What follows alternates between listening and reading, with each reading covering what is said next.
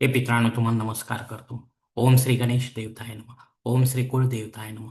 ओम श्री गुरुदेवताय नमः. ओम सर्वश्री इष्टलिंग देवताय नमो नमः. ओम रुक्मिणी पतिये च विद्महे भक्तदर्शनाय धीमहि तन्नो विठ्ठल प्रचोदयात. ओम नारायणाय विद्महे वासुदेवाय धीमहि तन्नो विष्णु प्रचोदयात. ओम महालक्ष्मी च विद्महे विष्णुपत्नी धीमहि तन्नो लक्ष्मी प्रचोदयात. ओम तत्पुरुषाय विद्महे महादेवाय धीमहि तन्नो रुद्र प्रचोदयात. शिवशरणात मित्रांनो, मी कडाप्पा परत एकदा आपल्या समोर हजर आहे. माझ्या धर्मकर्म चॅनलमध्ये आपले सहर्ष स्वागत करीत आहे.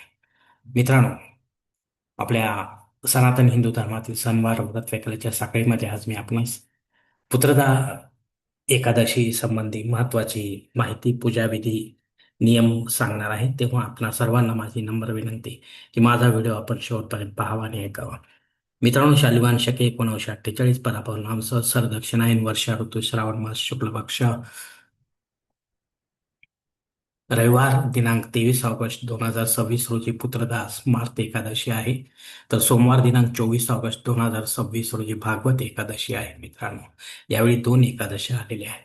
स्मार्त एकादशीसाठी हरिवासर काळ दुपारी 1 वाजेपर्यंत असणार आहे. या वेळेनंतरच आपल्याला उपवास सोडायचा आहे.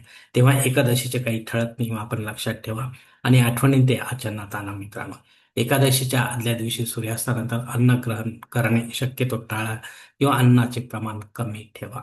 अचानक अशौच आले असता केवळ उपवास करावा आणि माळेविना सतत मंत्र जप सुरू ठेवा. कोणत्याही देवी देवतांचे प्रत्यक्ष दर्शन मात्र घरीदारी वा मंदिरात कुठेही घेऊ नका. आज अग्नी पृथ्वीवर हजर नाही, त्यामुळे आपण नव्याने हवन सुरू करू शकणार नाही. जर एकादशीला आपण मंत्राचे हवन करत असाल तर अवश्य करावे, पण मध्येच बंद केल्यास आपणास दोष लागेल. जवळच्या जागृत भगवान शिव, विठ्ठल रुक्माईचे किंवा लक्ष्मीनारायणाचे विधिवत अभिषेकयुक्त पूजन सकाळी मंदिरात होणाऱ्या सोहळ्याच्या वेळी आपण अवश्य हजर राहा शक्य असता. अन्यथा केवळ विधिवत दर्शन दिवसभरात केव्हाही घ्या, कारण या देवता आपल्या देवघरात असल्या तरी त्या जागृत असतीलच असे नाही. मंदिरात जाताना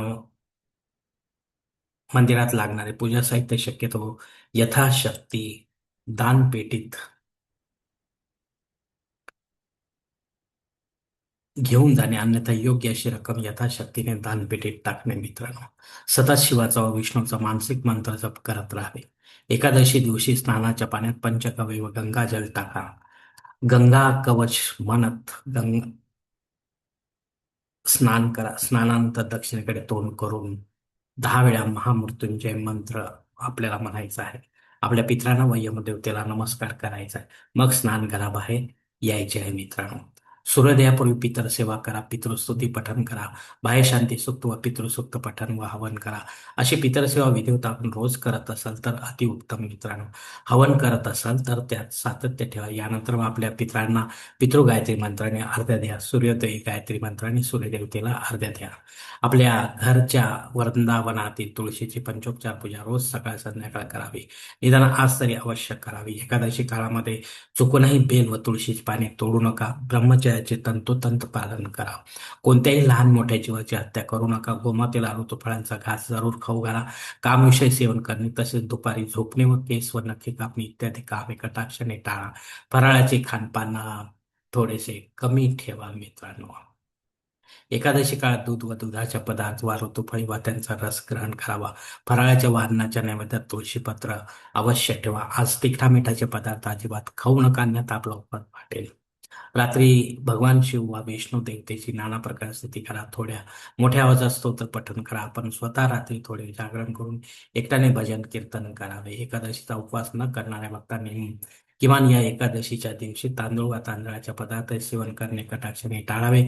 तसेच वांगी, मुळा, कांदा, लसूण, मसूर डाळ, पांढरे मीठ व मध इत्यादींचे सेवन देखील शक्यतो टाळावे.